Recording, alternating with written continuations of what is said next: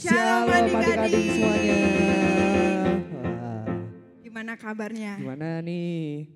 Wah, Baik. wah pelan banget Kak. Sekali lagi gimana kabarnya? Dahsyat, Luar luar biasa. Wah. Oke. Sebelum kita mulai ibadah pada hari ini, mari kita berdoa. Bapa dalam kerajaan surga, kami bersyukur untuk pagi hari ini. Kami bisa memuji, kami bisa meninggikan nama-Mu semua karena anugerah-Mu. Bapa, sebentar kami akan memulai ibadah.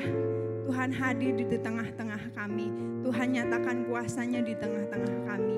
Kami sungguh bersyukur di dalam nama Tuhan Yesus. Haleluya. Amin. Nah, Kak Faren, Apa, kita Kak? tuh punya Tuhan yang besar. Ya betul Kak. Lebih besar dari ruangan ini. Ya, Lebih besar dari apa lagi? dari langit mungkin Kak. Dari langit. Langit. Wah, kalau misalnya lebih besar dari langit berarti Tuhan kita tak tertandingi. Ya, betul, Tuhan Kak. itu lebih besar dari Wah, apapun. iya, betul, Kak. Oke, mari kita memulai mengangkat satu pujian Tuhan di tengah kita. Semua memuji nama Tuhan ya, gerakan badannya. Kak Sri undang adik-adik untuk berdiri. Di tengah kita besar, besar. Dia senangkan dan girangkan dengan sukacita. Dia mengasihi dan bersuka karena kita. Tuhan Allah di tengah kita besar, besar, besar.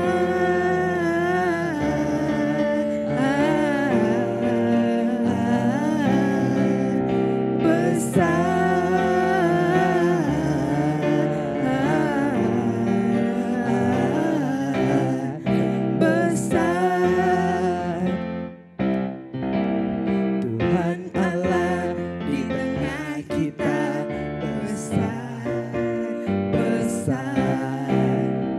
Dia senangkan dan girangkan dengan sukacita. Dia mengasihi dan bersuka karena kita. Tuhan Allah di tengah kita besar, besar,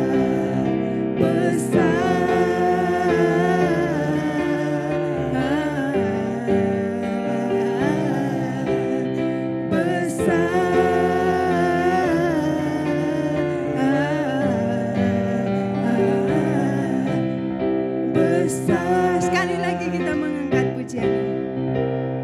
Tuhan Allah di tengah kita besar, besar. Dia senangkan dan girangkan dengan sukacita.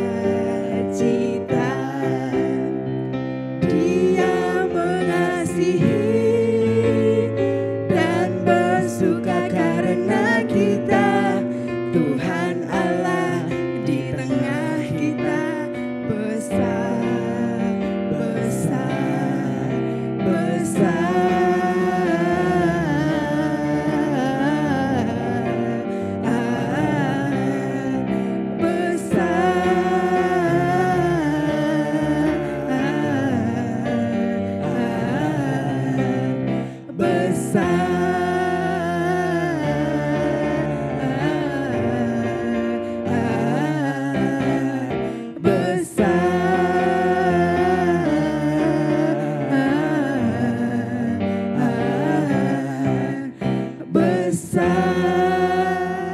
Berikan tepuk tangan untuk Tuhan kita yang besar.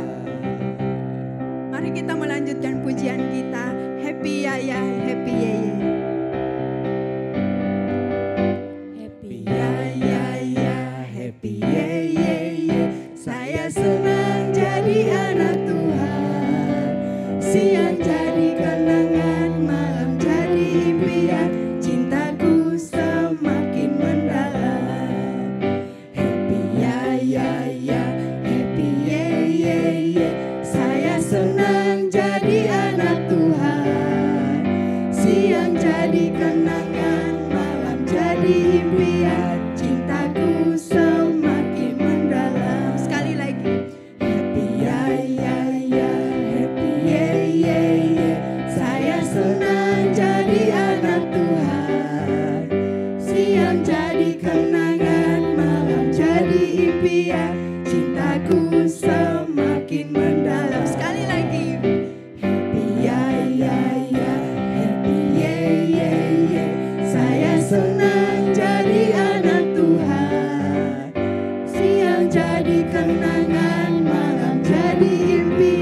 cintaku semakin mendalam. Cintaku semakin mendalam. Cintaku semakin mendalam. Ya, adik-adik silakan duduk kembali. Sebelum kita mendengarkan kebenaran firman Tuhan, mari kita undang Tuhan untuk masuk ke dalam hati kita. Kita akan satu pujian Yesus ku panggil. Semuanya dengan sikap berdoa, tutup matanya, lipat tangannya. Kita angkat pujian ini dengan sungguh-sungguh. Yesus ku panggil, Yesus ku undang, masuk dalam hatiku. Yesus ku panggil, Yesus ku undang, masuk dalam hatiku. Memimpin, menuntun setiap langkah hidupku.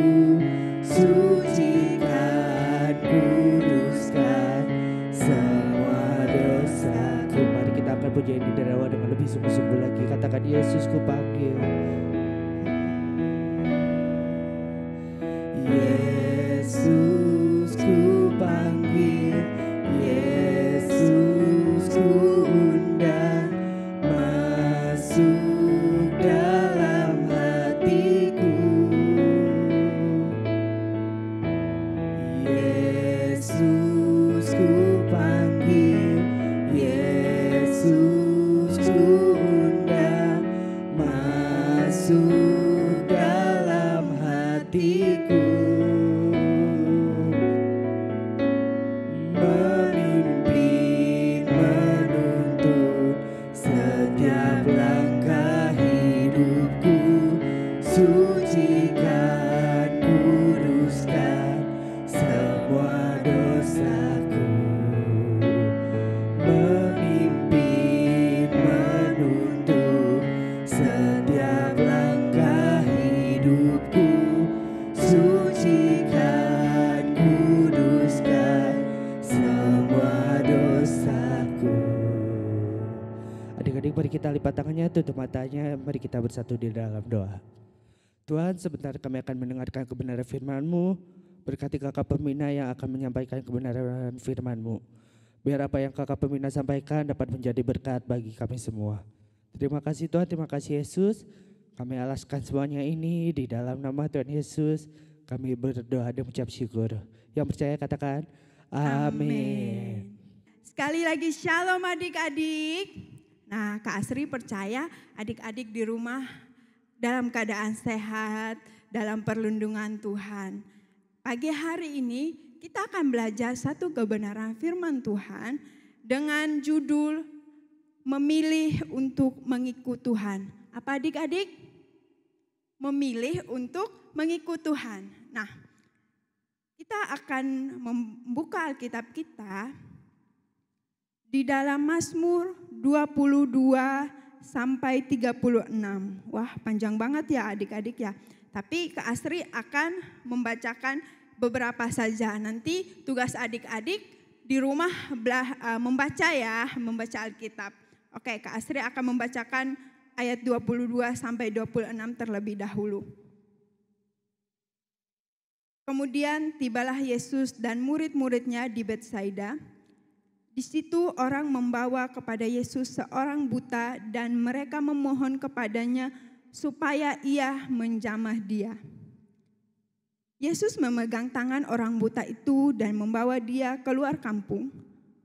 Lalu ia meludahi mata orang itu dan meletakkan tangannya dan bertanya, "Sudahkah kau lihat sesuatu?" Orang itu memandang ke depan lalu berkata, "Aku melihat orang, sebab melihat mereka berjalan-jalan tetapi tampaknya seperti pohon." Yesus meletakkan lagi tangannya pada mata orang buta itu, maka orang itu sungguh-sungguh melihat dan telah sembuh, sehingga ia dapat melihat segala sesuatu dengan jelas. Sesudah itu Yesus menyuruh dia pulang ke rumahnya dan berkata, jangan masuk ke kampung. Amin. Nah, adik-adik, di sini dikisahkan tentang seorang buta. Nah, orang buta ini sesuai judul kita tadi adalah memilih untuk mengikut Tuhan. Kita tahu bahwa orang buta itu bisa apa sih adik-adik? Dia tuh tidak bisa apa-apa, dia jalan aja harus dituntun nih sama orang-orang biar dia nggak nabrak sini, nggak nabrak sana. Dia harus membutuh pertolongan orang lain. Dia tidak bisa berjalan dengan sendirinya karena dia tidak bisa melihat. Firman Tuhan di sini mengatakan bahwa orang itu memohon kepada siapa? Kepada Tuhan untuk menyembuhkan. Nah, di sini Tuhan Yesus ada 2 kali. Pertama dia jamah matanya, dia aduh kok masih buram, orang-orangnya kayak pohon katanya. Nah terus dijamah lagi dan dia melihat dengan jelas. Lalu apa pesan Tuhan? Jangan masuk ke kampung. Nah Tuhan Yesus mau orang buta ini mau mengikut Tuhan. Nah orang buta ini seperti yang tadi saya jelaskan, dia nggak punya apa-apa pastinya. Paling dia punya ya satu bajunya yang dia pakai atau mungkin tilam atau bahasa sekarang tikar gitu ya. Nah dia nggak punya apa-apa, tapi dia mau mengikut Tuhan. Dia mau supaya Tuhan menjamah hidupnya. Tapi tunggu dulu adik-adik, ada lanjutannya nih. Kita akan lanjut lagi Markus 8 ayat yang ke-34 sampai 35. Kak Astir akan bacakan lagi. Lalu Yesus memanggil orang banyak dan murid-muridnya dan berkata kepada mereka, setiap orang yang mau mengikut aku, ia harus menyangkal dirinya, memikul salib dan mengikut aku. Karena siapa yang mau menyelamatkan nyawanya, ia akan kehilangan nyawanya. Tetapi barang siapa kehilangan nyawanya karena aku dan karena Injil, ia akan menyelamatkannya. Nah, adik-adik, Tuhan tadi mau supaya kita mengikut Tuhan. Tapi adik-adik kita ikut Tuhan bukan sembarang mengikut. Ya udah, kalau misalnya kita lihat, wah ada teman-teman yang ikut Tuhan, aku juga ikut, rame-rame gitu. Ikut biar ada temannya aja gitu. Tapi bukan itu, Tuhan tidak butuh pengikut kayak followers gitu, enggak. Tuhan enggak butuh itu. Tuhan butuh orang-orang yang sungguh-sungguh garis bawah ya, sungguh-sungguh mengikut Tuhan. Nah, di sini syaratnya adalah menyangkal diri, memikul salib dan mengikut aku. Kalau di ayat yang lain dia bilang menyangkal diri, memikul salib dan mengikut aku setiap hari. Nah, ayat yang lain dia mengatakan seperti itu. Wah, setiap hari adik-adik, enggak hanya hari Minggu. Ini hari Minggu ibadah online memuji Tuhan. Ya udah seminggu sekali doang ikut Tuhan. Enggak, bukan itu maksud Tuhan. Tuhan mau kita setiap hari mengikut. Artinya kenapa memikul salib atau menyangkal diri? Yaitu berarti kita melakukan kebenaran firman Tuhan.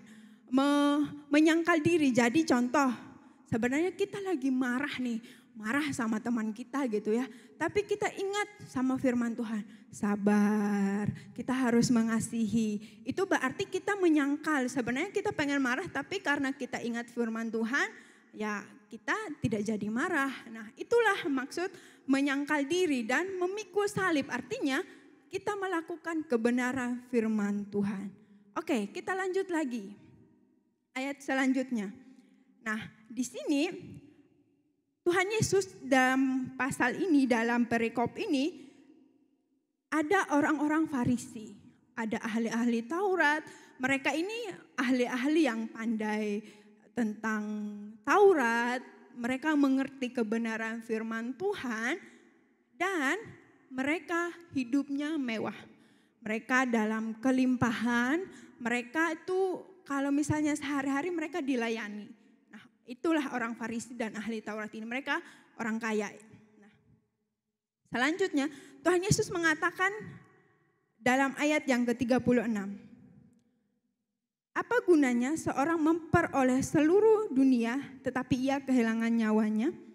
Karena apakah yang dapat diberikannya sebagai ganti nyawanya? Nah, Tuhan Yesus mengatakan bahwa kalau kita mengejar dunia, kalau kita mengejar harta, kita akan kehilangan nyawa kita. Maksudnya adalah ketika kita lebih memprioritaskan atau mengutamakan harta duniawi daripada Tuhan, maka kita akan kehilangan nyawanya. Artinya apa tuh Kak Asri? Berarti kita meninggal ya? Bukan itu. Nah, ketika kita lebih mengutamakan harta duniawi, nah kita akhir hidup kita ketika kita meninggal nih, ketika kita mati gitu. Kita tidak membawa harta kita tidak membawa semua yang kita miliki saat ini. Yang kita bawa apa? Cuma jiwa kita, dan ketika kita sampai kepada Tuhan, kira-kira kita masuk surga enggak nih?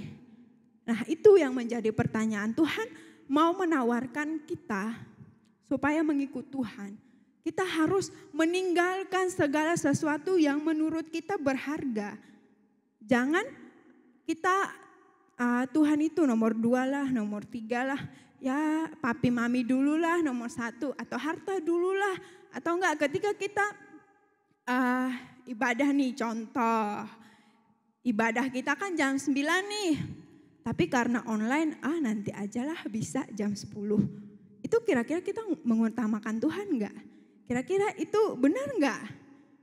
Benarkah kita mengutamakan Tuhan atau enggak kita sengaja bangun siang, nanti jam 11, jam 12 bisa nonton YouTube. Jangan, tidak seperti itu adik-adik. Mari kita belajar mengikut Tuhan dengan sepenuh hati kita, dengan kerunduhan hati kita. Dan adik-adik tahukah, ketika kita belajar firman Tuhan dari sejak kita kecil, dari umur kita 1 tahun, 2 tahun, dan umur adik-adik sekarang ini, itu sangat baik. Karena semakin kita dewasa, firman itu yang kita dengar semakin bertumbuh dan berbuah dalam kehidupan kita. Amin untuk kebenaran firman Tuhan pagi hari ini. Kesimpulannya adalah mengikut Tuhan dan menyerahkan hidup kita bukanlah berarti melepaskan kepribadian atau identitas kita. Justru kita memberi diri untuk dipimpin dalam otoritas Tuhan. Amin. Nah, adik-adik, ayat hafalan kita pagi hari ini terdapat dalam Efesus 1 ayat 18. Sekali lagi, Efesus 1 ayat 18. Dan supaya ia menjadi mata hatimu terang, agar kamu mengerti pengharapan apakah yang terkandung dalam panggilannya, betapa kayanya kemuliaan bagian yang ditentukan bagi orang-orang kudus. Amin. Adik-adik, sambil menyiapkan persembahan, Kak Astri akan memberikan satu pengumuman. Untuk adik-adik yang online, kita mempunyai kesepakatan ya dari awal bahwa setiap adik-adik yang online harus komen di kolom komentar. Nah, adik-adik banyak nih, kenapa Kak Astri ingatin lagi? Karena banyak adik-adik yang lupa komen, jadinya kita kakak-kakak pembinanya nggak tahu adik-adik hadir nggak nih. Kita nggak tahu, jadinya kita nggak absen. Dan kalau misalnya lupa komen berarti harus kirim foto kepada pembina masing-masing. Oke, mari kita akan berdoa untuk kebenaran firman Tuhan hari ini. Bapa dalam kerajaan surga, kami sudah mendengarkan kebenaran firman-Mu. Bagaimana kami harus mengikut Engkau setiap hari, menyangkal diri kami. Tuhan, berikan kami kemampuan agar kami mampu melakukannya. Berkati anak-anak-Mu Tuhan, pertumbuhan rohani mereka Tuhan, semakin dalam pengenalan akan Engkau Tuhan. Berkati juga persembahan-persembahan yang kami sudah masukkan Tuhan. Kiranya persembahan kami mempermuliakan nama-Mu. Berkati juga papi mami yang senantiasa mendukung kami dalam gereja anak ini. Terima kasih Tuhan, kami bersyukur di dalam nama Tuhan Yesus. Haleluya. Amin. Selamat hari Minggu, Tuhan Yesus memberkati.